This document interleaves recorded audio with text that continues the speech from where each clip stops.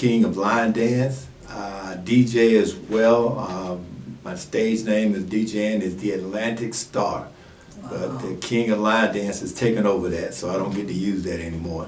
I started out DJing back in 1979 at Bethune-Cookman College, and from there I have been DJing in nightclubs, banquet halls, doing birthday parties, wedding receptions for the last 35 years.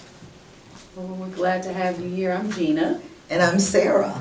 Okay. And I think we just want to run through some questions with you. I think you answered one of our first questions, but maybe give us a little more detail about, how did you get your start and how did you come up with your DJ name? Was it given to you?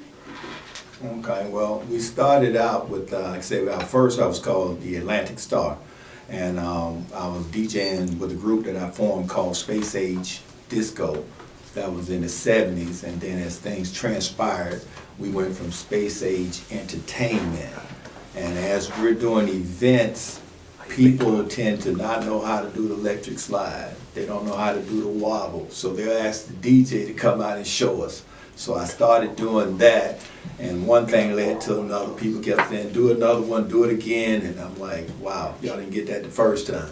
So the dancing thing started taking over, and I started bringing in my assistant DJs to let them DJ, and now I get out front, middle of the floor, and control the atmosphere at the event. Wonderful. Very nice, yeah. Wonderful. So, you talked a little bit about how you described your DJ style and what kind of DJ skills that you have. Oh, my skills are mad. I mean, they're mad skills.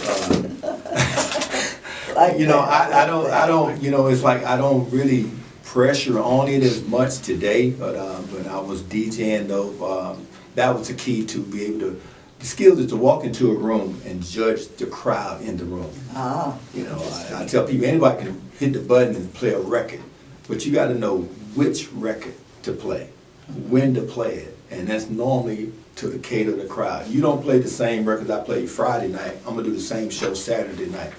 It could change, the whole concept could change.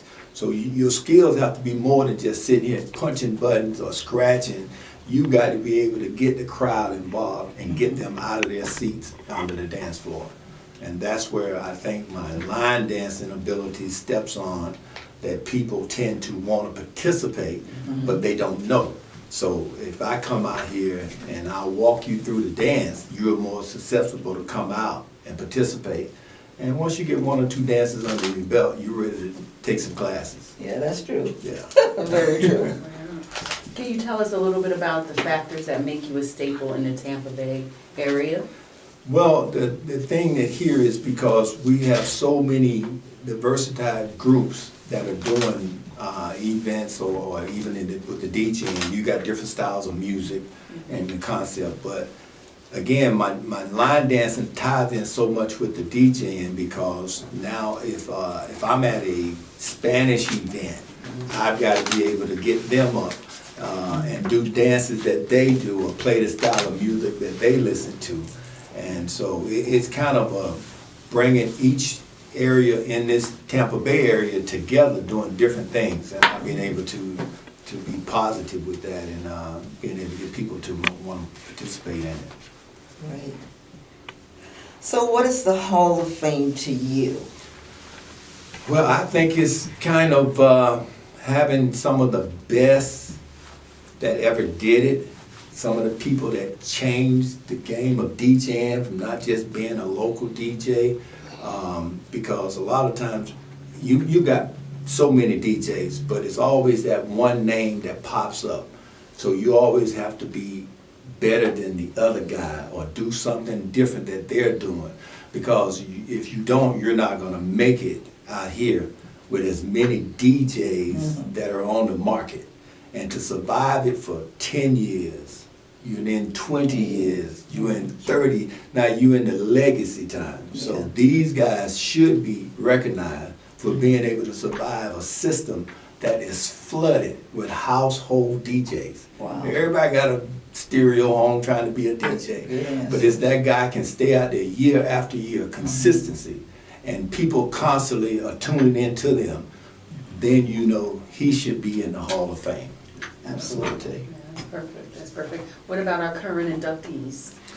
I know a few of the DJs that have been inducted into the Hall of Fame, and I'm telling you, I've been impressed with them being in the game as long as I have.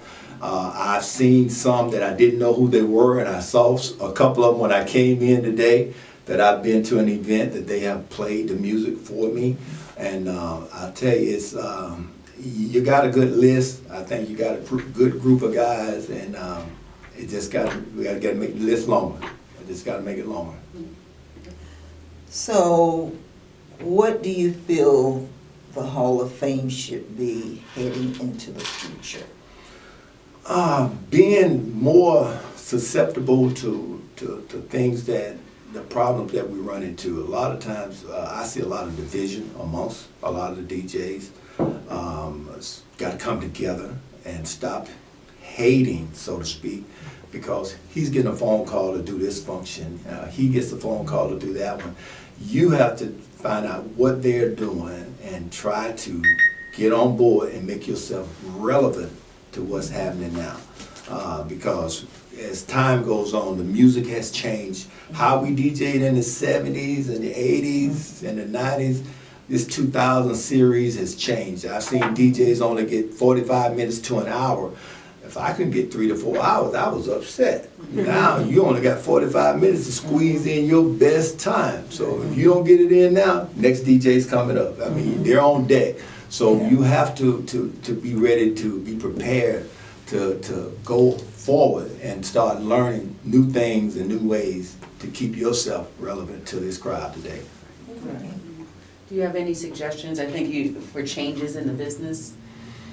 It's kind of tough because everybody has a different niche to what they're doing. It all depends on what people are looking for. You know, some guys I see, they isolate themselves, say, I'm just a gospel DJ.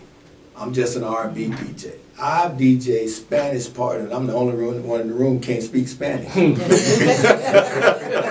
That's when you know you do. That's when you know you do. I'm the only guy here can't speak Spanish, but I'm doing Spanish parties. So it's just, those are the things that you have to be aware that this time now, everybody's looking for entertainment, and you have to entertain them. Here, I bring more than DJing to the table. That's one reason why people can't understand why you still out here. Because I line dance, I DJ, I MC, I promote.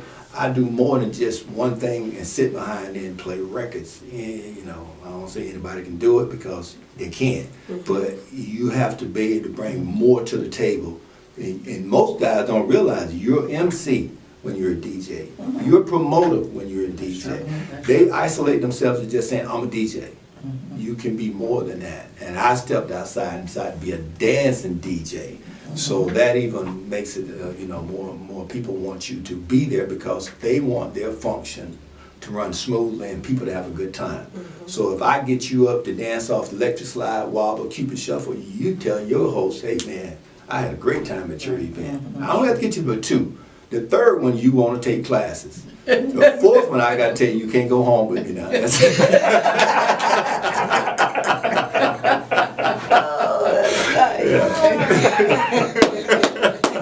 You know, we really truly appreciate you. Yes. Thank you so much for thank spending you. this time with us.